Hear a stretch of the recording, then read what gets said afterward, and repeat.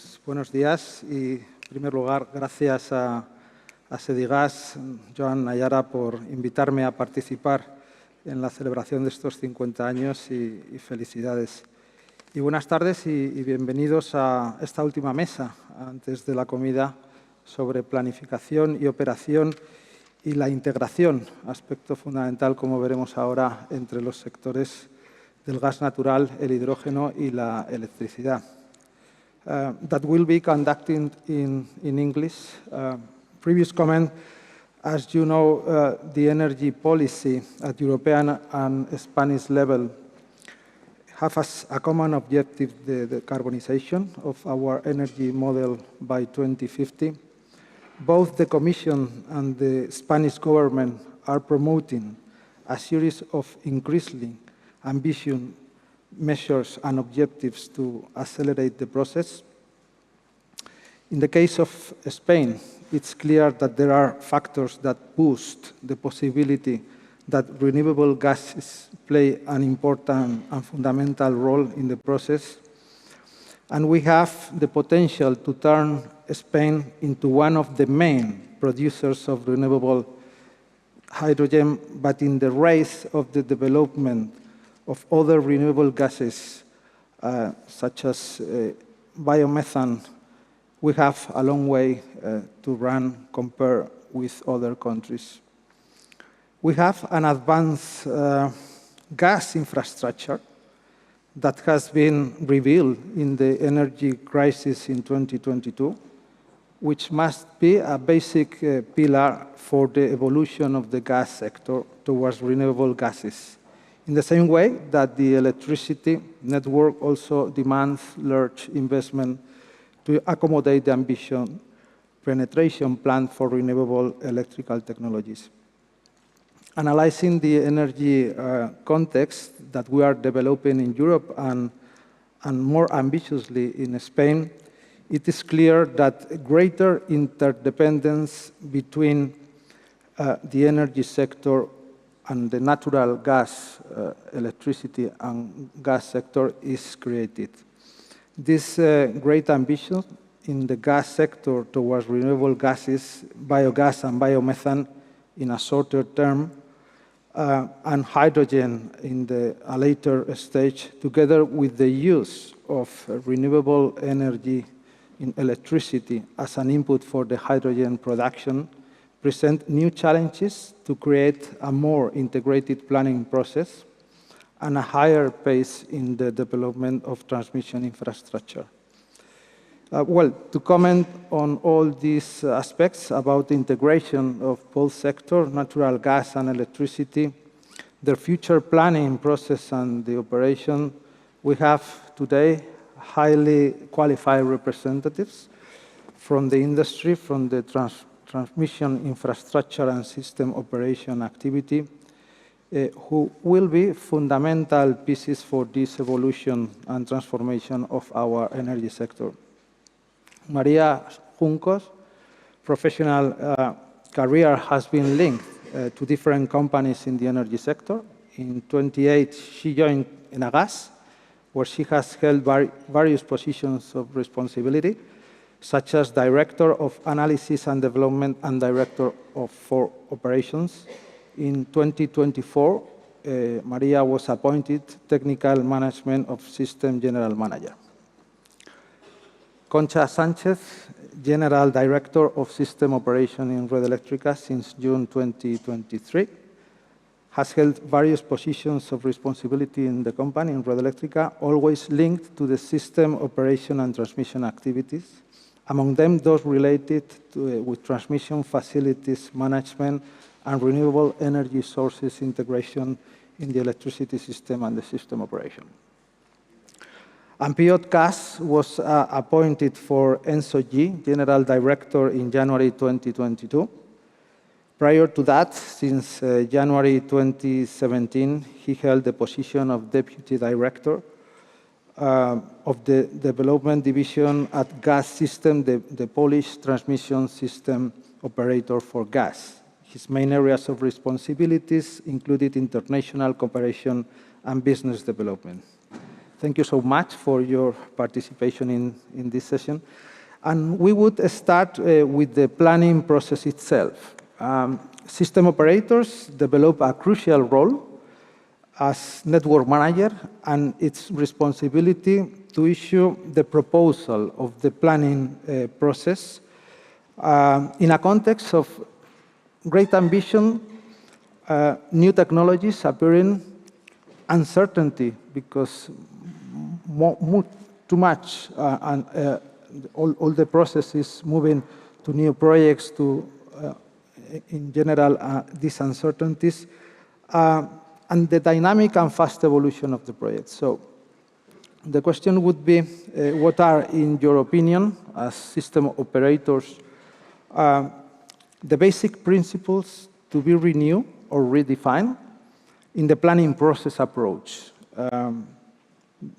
The planning process that has been leading our liberalization process, but now, as we are seeing, needs some changes and modifications. So, Maria, if you want, please. Yeah.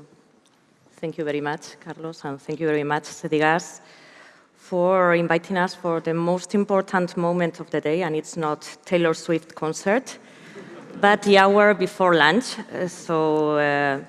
Now, seriously, it's a real honor to be here as the technical manager of the gas system, to share with all the audience and with these outstanding colleagues our view on the planning and operation of the future energy sector. First of all, the main principle that we should achieve is to overcome this so many times mentioned trilemma, energy trilemma, about security of supply, environmental sustainability, and social or economical affordability. I think that the future planning process should take into consideration these three aspects with the same degree of importance.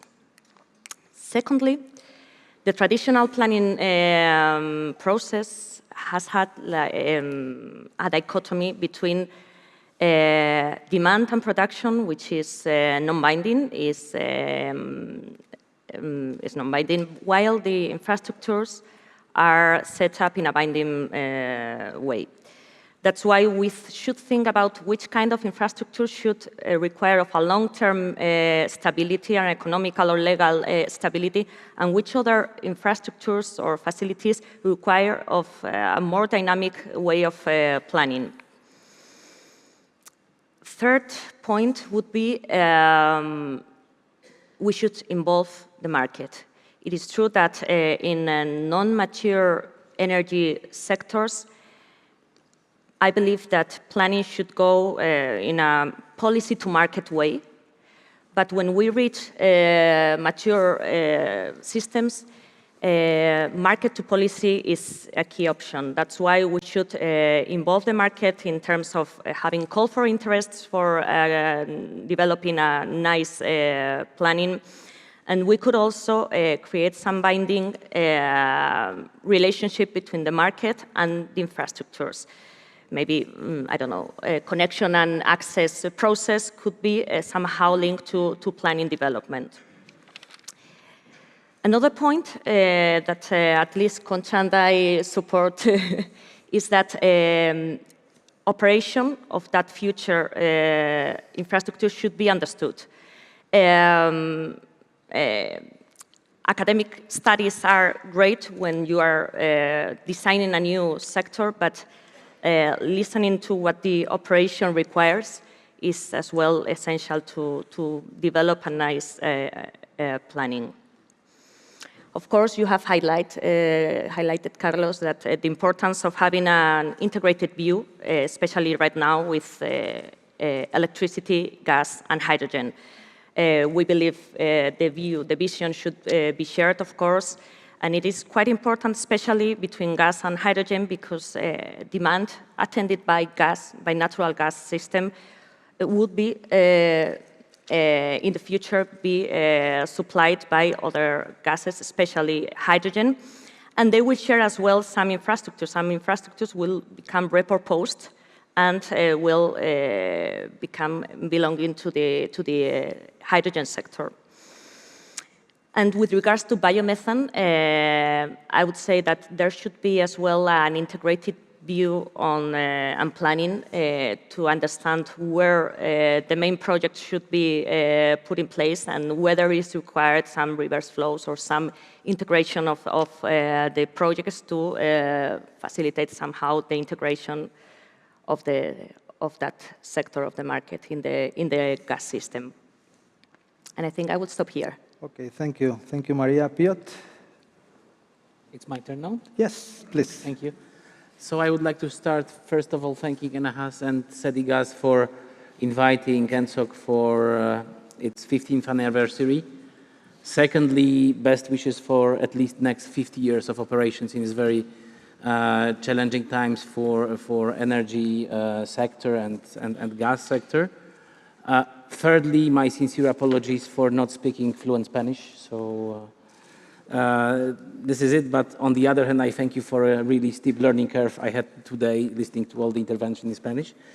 But to the point, I would like to look at this question more in general manner, also having a bit, let's say, maybe top-down view from European perspective. So first of all, as we look at this energy transition, it's a gradual process. And it's a process which not started yesterday or will start with the implementation of the new energy package in few days.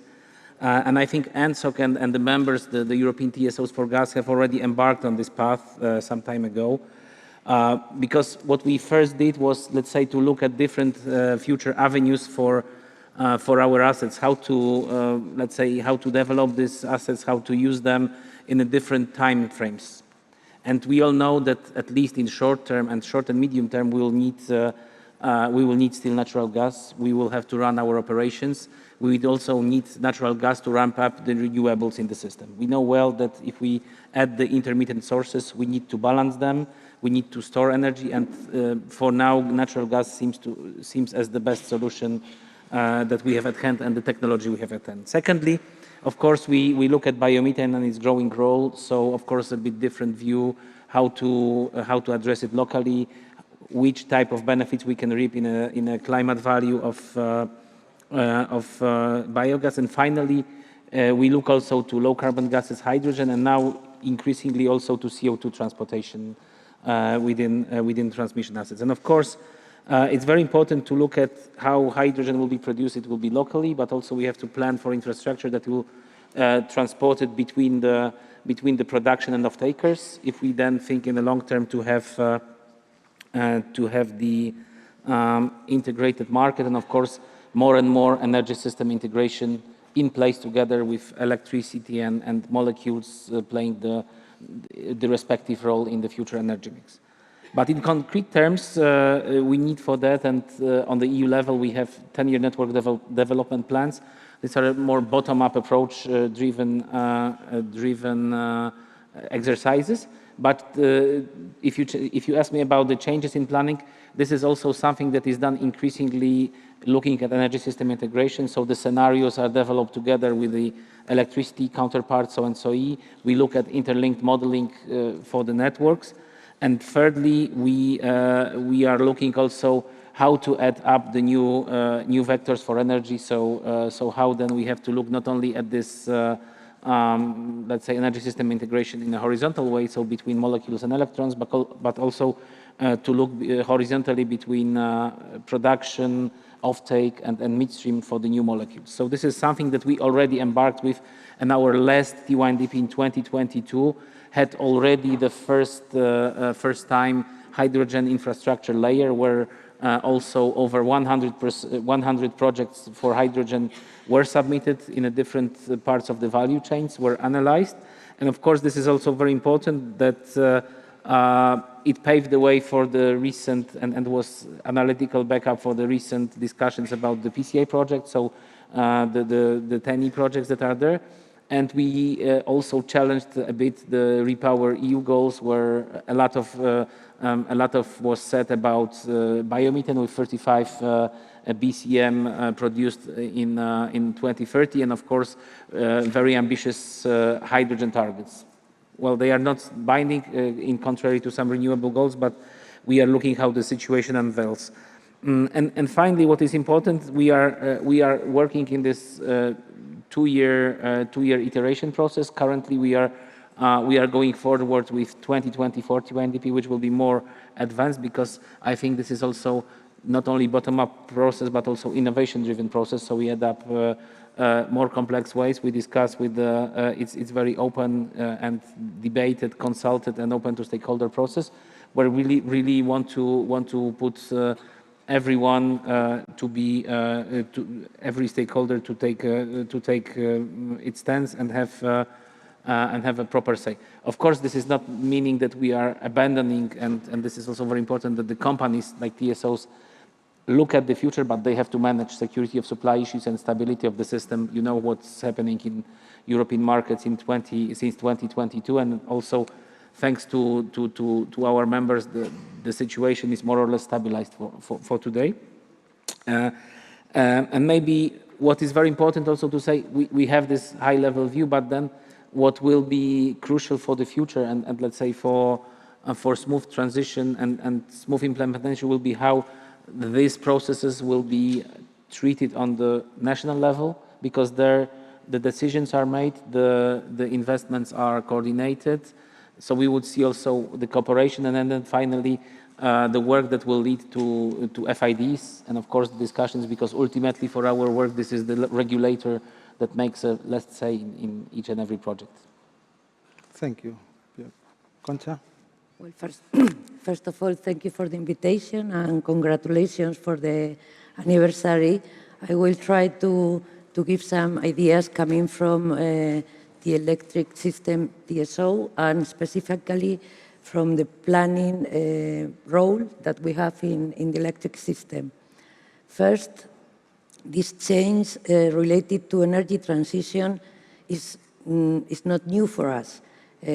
We have already experienced what's making a plan, a network plan, with a lot of uncertainties, with this kind of difference between the non-regulated and regulated assets, and trying to cope with objectives, with goals defined not only for the electric system, but for the energy system. So our current National Development Plan was the first one that was linked or that uses as a basis frame the National Climate and Energy Plan. And that involves that all energy systems were considered, and of course, something was translated for the electric system. Then we can say the current plan is only for a 2026 horizon, as the PNIEC, our National Climate and Energy Plan, goes for a 2030 horizon. But at least our current plan was allowing a rate of renewables in the electric system for 2026 of 68% of renewable production. And that's something that it's not easy to reach, and we are on the path. And for example, we can say in Spain we have more than 50% in the last year of renewables.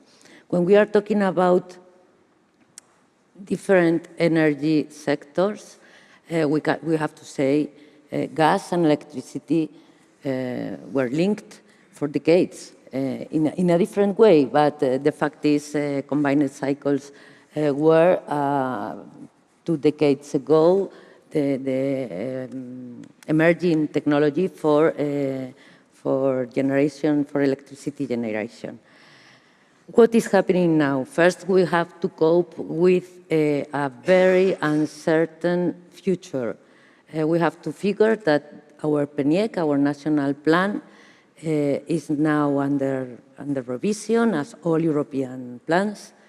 We are talking about only 2 years, and in 2 years, the draft that was published changed a lot. We were not only talking about more ambitious in terms of capacity of renewables, but new actors appears in this plan, new actors in terms of consumption, and in terms of a new link with molecules sectors with hydrogen production.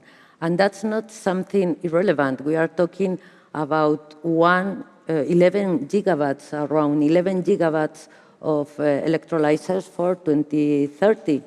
And these devices, as are seen from the electric system in the short term, we are facing a very large consumers. I have to say, they are larger than the ones we were known in the electric system in all of its history.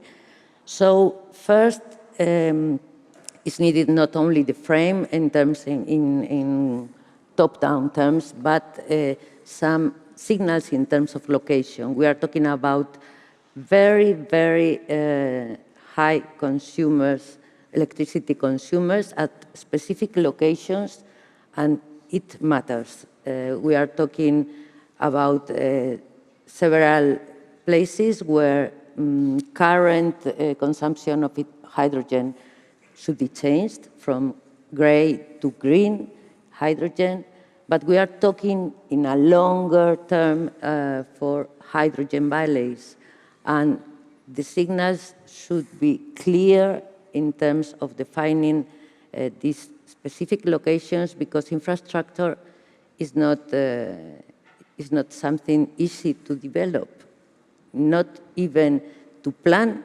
but to make a real infrastructure. So if I summarize for certain issues about planning, I think uncertainty is here and is not going to disappear. Changes are not only important, but very quick. So we must remain with a long-term vision, but with specific short or medium-term vision in order to cope the path to the longer goals.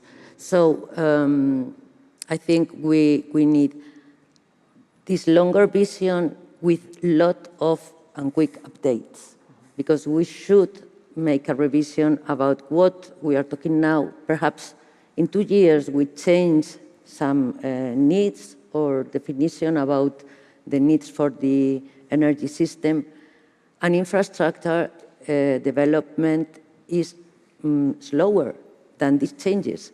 So we should make a probabilistic approach. That's something completely new for the future, in order to define what will be the infrastructures needed. And moreover, moreover than this probabilistic approach, maintaining the vision for the future, or a stepwise approach in order to go in one direction, perhaps making some changes in the path.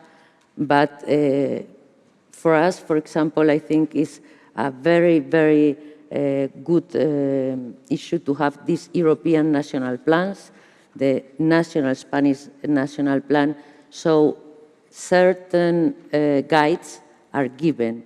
I would like to note that, for example, I would rather have longer period for infrastructure planning for the electric system, and perhaps each 2 years make a revision of this in order to make them viable, and making a check on what we are thinking today and what will be the needs for 2030, 2050, wherever it's defined. Thank you, Concha. With this new landscape, every country is working to adapt their energy sector governance and regulation according to the global, but also the national targets.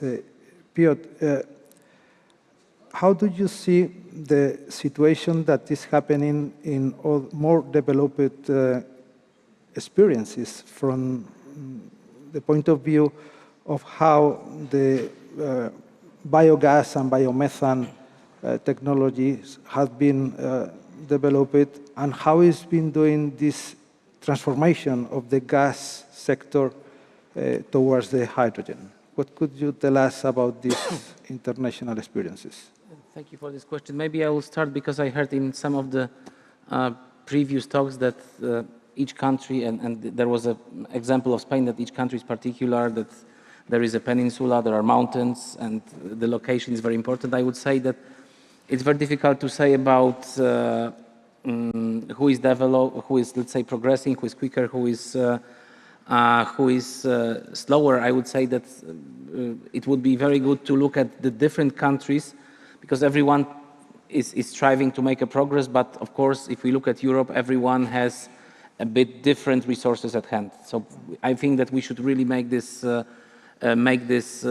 observation, because we see, and it was also, I think, told here that we, for example, if we talk about the production of hydrogen, we already see that there are different prices that are quoted in the first auctions in Spain. There are different prices in Germany. There are different prices in the Baltic Sea basin or the North Sea. So it's once again to reiterate that we cannot look at the, let's say, uniform approach to this, let's say, energy transition, because we have to have this filter of the national circumstances. And now, how differently is going in particular member states? Well, first of all, you will see that there is a rapid development of the infrastructure around the industrial and maritime ports clusters. When you look at the Benelux, you have the first and the, let's say, most advanced infrastructure projects that are taking place in Netherlands, with the first projects that are going on stream. We see quite a progress now in Belgium with the consecutive open seasons for the transportation of hydrogen. Very big information very recently was about the core grid for hydrogen, so the big network that will cover the German system, with approximately 10,000 kilometers for hydrogen pipeline that will be placed by the mid-30s, if I'm correct. There are some ambitions in the CE countries. So the things are happening, but as I said about the considerations, it's very difficult to look at the ambition, compare the ambitions of the countries that have access to sun, wind, offshore, with, for example, landlocked countries in the Central and Eastern Europe that basically were not blessed with this with these circumstances. But we also see biomethane, biogas development, and I think that we can take some of the benefit, some of the benefits are clear. For example, in Danish system, where, of course, with maybe not big quantities of gas, there is already 20 to 30% operated network operations related to the gas, to biogas and biomethane. But now I think that we have also more clarity now, and let's say more basis to prepare the things in different countries. I would like to reiterate what was said today, that next week or very shortly we will have the new framework for gas, for hydrogen and decarbonized gases package. So we will have the set of the rules now to be implemented. Of course, we are now congratulating ourselves that we have implemented a lot of the things from the Fit for 55 also for the molecules. I'm not mentioning last 2 years when basically our sector was overburdened with all the regulations related to crisis and let's say ad hoc managing, both on electricity side but also on gas side. But I think that now we will see how we can then go to prepare our systems to the challenges of the future. And I think the challenges here that will be to address is of course how to make the benefit of this different potential and place our system in this challenge for, let's say, net zero in the longer run. And here we all know that electricity is playing far more and far bigger role with deployment of renewables, but for sure we will be left with the dilemma what to do with the remaining 30–40% of the energy mix, how to decarbonize this area. Should we go for hydrogen? Should we go for low carbon gases? Maybe we should also use molecules and then abate CO2 and transport it to the sinks. These are now the questions we will have to repeat, of course, in a different framework for the different countries. We also have to think about how to manage the system in the future. That was said that we might have some changes on the way. We should look also at optimizing some of the things if we see that certain infrastructure is going slower, or maybe it's better to use some solutions based on molecules instead of waiting for example, big trunk lines to connect some electricity things. So these are the options we have to endeavor now. Thank you. Maria, in your opinion, what basic elements of the network operating conditions could be appearing when changing and combining the injection of hydrogen or biomethane with the existing natural gas grid, and also working in parallel with a new infrastructure for the transmission of hydrogen? How do you see this complexity in terms of the system operation? I am not worried. Artificial intelligence will do everything. But in the meantime, I should say that, of course, biomethane injection and blending of hydrogen in the network is changing our flow patterns. And this is something that we should achieve as soon as possible with simulators, with forecasting tools that would be key for the proper operation and integration of these renewable gases.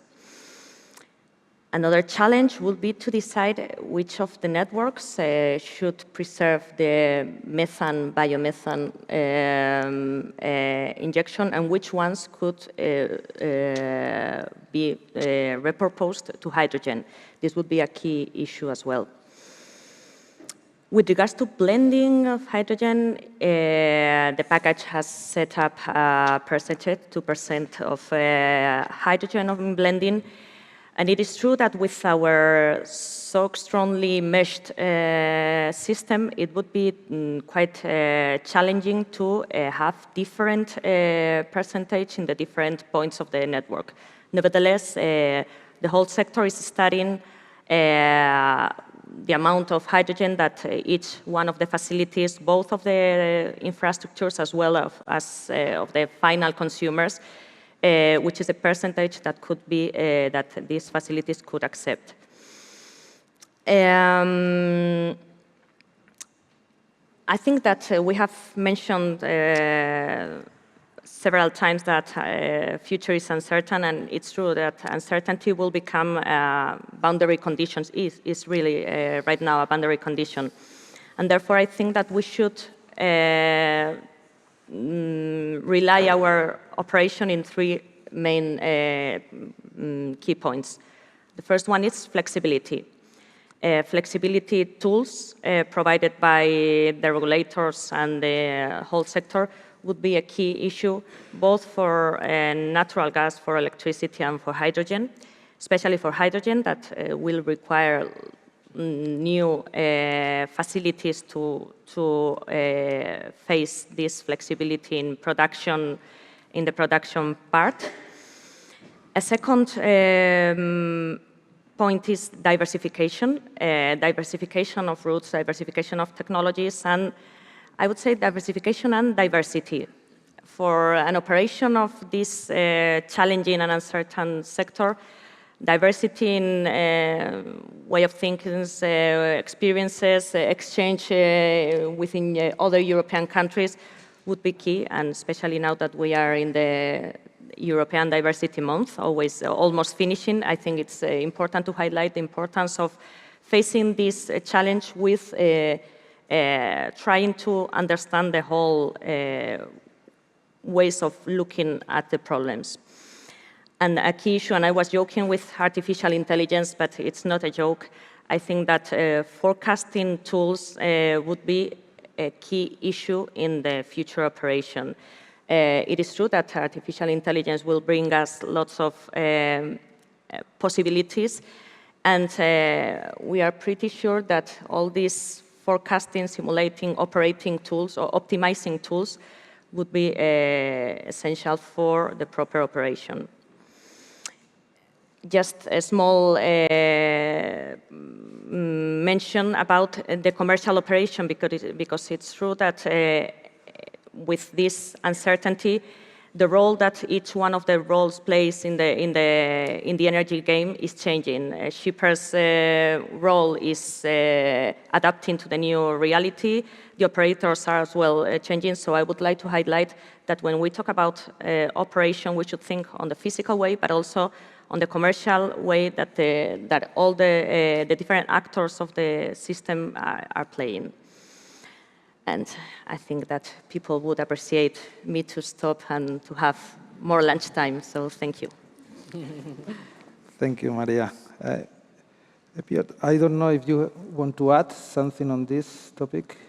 Well, I will just add that in terms of, let's say, new gases, I think that will be a very big challenge to do this sort of planning and checking from the very beginning, because if you say repurposing, it will mean that you have to take out some of the capacity for your natural gas network. Of course, we have this implicit, let's say, forecast that, let's say, the consumption of natural gas, fossil gas, as someone say, will decrease. But then to extent it will decrease, then we have to always follow it very shortly, step by step. So you see this implication on let's say, between the capacities of both systems.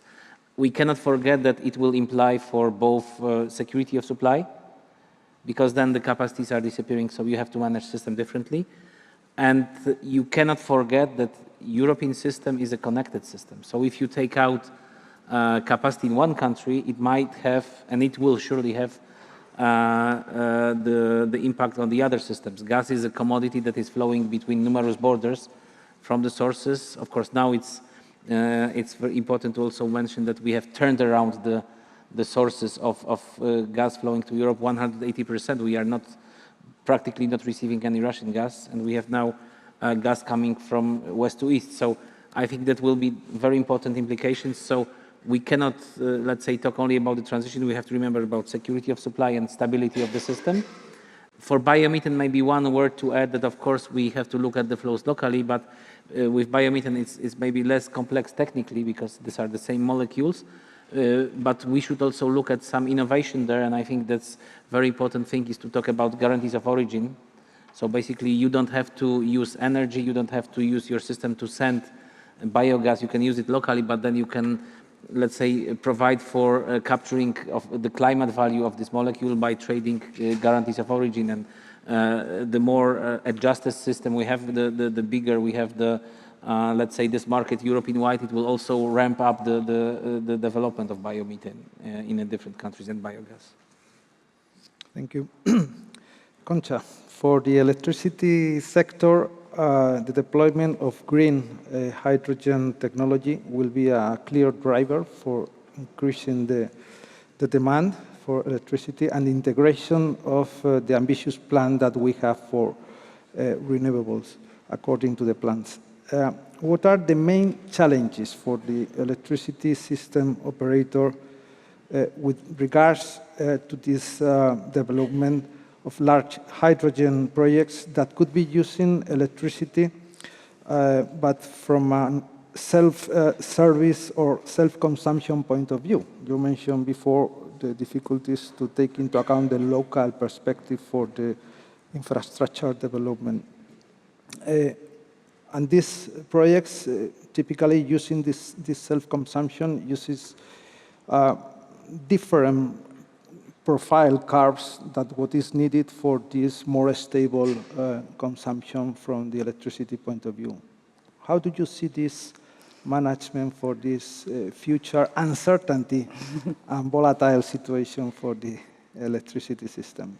Okay, I think it's clear that system operation is getting complex and complex day by day, and this is another ingredient for the recipe.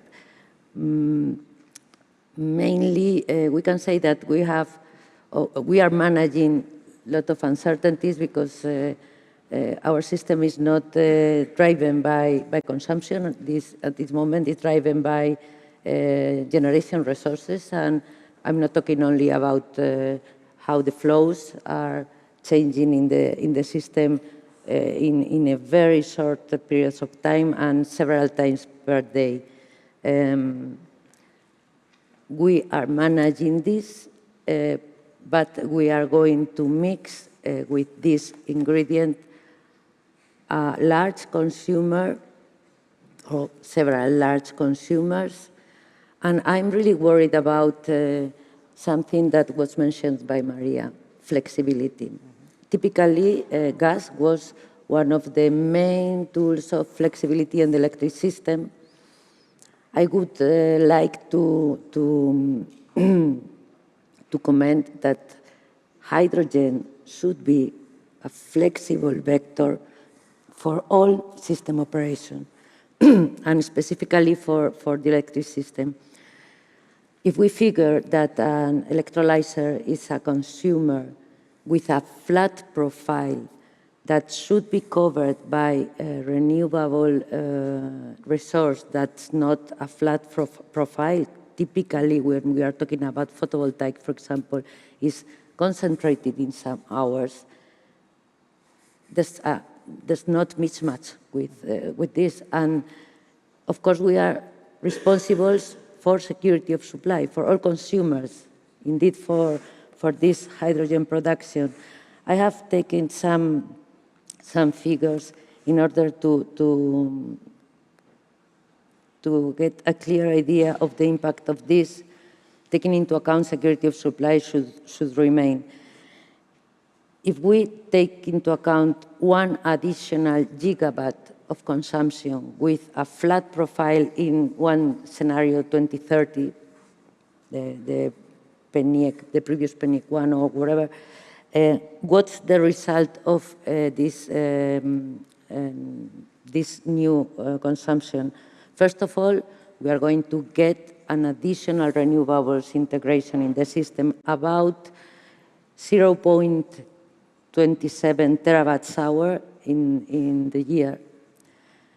But on the other hand, we could increase emissions because the hours we have not these renewables, we should remain the security of supply, typically with combined cycles. So we will face an increase for this 1 gigawatt of 0.6 million tons of CO2. What's the alternative? If we think about a flexible consumer for the same energy, not talking about 8,000 and something hours, but talking about 4,000 or 5,000 hours of functioning, of course with different capacity, but for the same energy consumption, we will reach 3 times more renewables integration and no increase in CO2 emissions. And perhaps someone can think, okay, that's a problem for system operation or for the objectives, but that's not only true for this. When we are talking about this flexibility for new consumptions and specifically for hydrogen production, we are talking about giving added value for this producer. We are talking about participating in balancing services. That's something that can be done today. We are talking about specific services already defined for consumption, already defined today, and in a very close future, for example, participating in some technical constraint solution. So when we are talking about producing hydrogen, and moreover than the obligations regarding origins and so on, because this is in the first step taken in a monthly basis and not in an hourly basis, we should remind that renewables integration is at the same time that prices are lower. So this is the first advantage, but there are another advantages for this electrolyzer or for this consumer participating in system operator tools. And that's something that is critical for the future. Uncertainty needs flexibility, and flexibility should come from new actors too, and not only remain in the classical ones. So I would like to take advantage of this meeting to encourage to define at the early stage hydrogen production in a flexible approach, because when the projects are being defined, some constraints are fixed and cannot be modified for the future. So I think it's one of the messages I can transmit as a facility not only for the system operator, but for the whole system, energy system, for perhaps the gas operation too, and indeed for the consumer coming for the electric system. Okay, a very good final message to promote the more integration between both systems. Creo que no tenemos tiempo para más. Muchas gracias. Thank you so much for your very good interventions, and we stop here. Thank you. Thank you.